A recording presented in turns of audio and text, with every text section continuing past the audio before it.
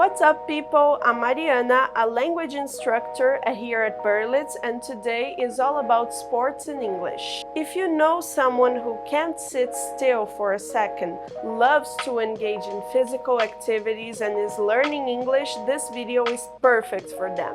So if you can, send them the link, give us a thumbs up, and subscribe to our channel so you don't miss any updates. Even if you're not a very active person and don't participate in many sports, but enjoy watching competitions on TV or online, it's still useful to learn these terms so you can better understand some broadcasts without needing translation. Just to give you an idea of how the lesson will work, let me explain. First, I'll introduce the topic and then we'll dive right into the content, only speaking the language being taught, in this case, English. By the end of each lesson, you will be able to talk about the subject in the language being taught. Since we'll be presenting a lot of new vocabulary in this video, feel free to take notes if that helps you remember, but the most important thing is to repeat the items you're not familiar with within a context or sentence to internalize everything properly,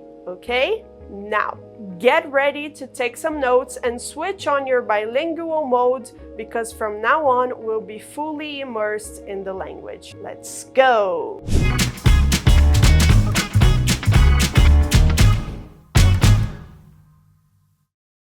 Today, we will be talking about sports vocabulary in English. Sports are a great way to stay active, healthy, and entertained, and knowing the vocabulary can help you understand the rules and communicate with other players and viewers. So, let's get started. When you talk about sports in Brazil, one of the first words that comes to people's minds is soccer, as North Americans call it, or football, as the rest of the world says. Soccer or football is very popular here and all over the globe because the rules are as simple as the game is exciting to watch.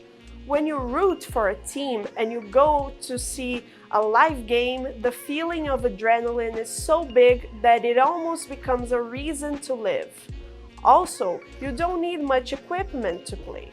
If you have a ball, a large space to use as a pitch, and 2 goals where each team can score points, voila, that makes a soccer game.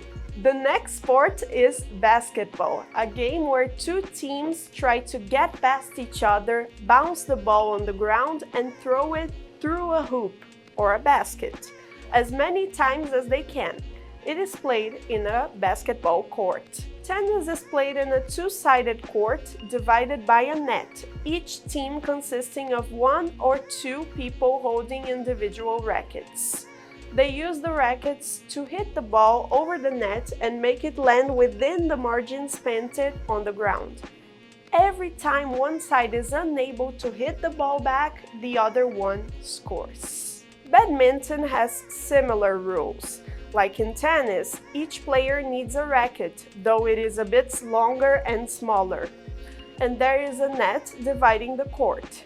However, instead of a ball, you need a badminton shuttlecock, and if it touches the ground in your area, the other team scores the point. To play baseball, one of the most popular games in the US, a bat and a ball are required. One team throws the ball for the other one to hit with the bat as far as they can, and then the batter needs to run around the 4 bases and return before the ball is caught by the fielding team. The field is called a diamond. Golf is a sport played on a course where you hit a ball with a club and try to get it into a hole. Unless you are a competitive swimmer, you need less gear for this activity. You can go swimming anywhere with water, like a pool, a lake, or a river. Of course, for professionals, there is a set of rules and some different strokes like freestyle, crawl, backstroke, breaststroke, butterfly, etc., etc. If you are not a fan of water, you could always go running or jogging, an action that is between walking and running. For some people, it is a simple activity like using the gym's treadmill, but others like to run marathons with their friends all the time. And when you want to go faster than your own feet can carry you, it is also possible to ride a bike or go cycling. You can do this on the road, on a track, or off-road. Do you like fight sports? If you do, you are probably into wrestling, a fight where two people try to pin each other down on the mat. Other types of fights include boxing, that takes place in a ring and is fought with gloves, and some martial arts like kung fu, judo, and karate. And there you have it. These are some common sports and their vocabulary in English. I hope you found this helpful, and don't forget to subscribe to our channel and give this video a thumbs up if you enjoyed it. Thanks for watching and see you next time!